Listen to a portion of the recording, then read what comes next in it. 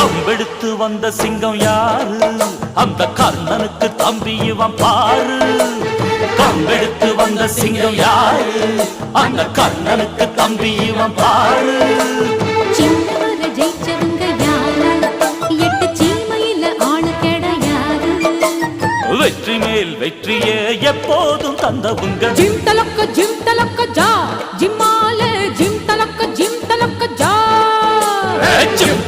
Gym தலக்கு Jha ஜும்மாலே gym தலக்கு Jha.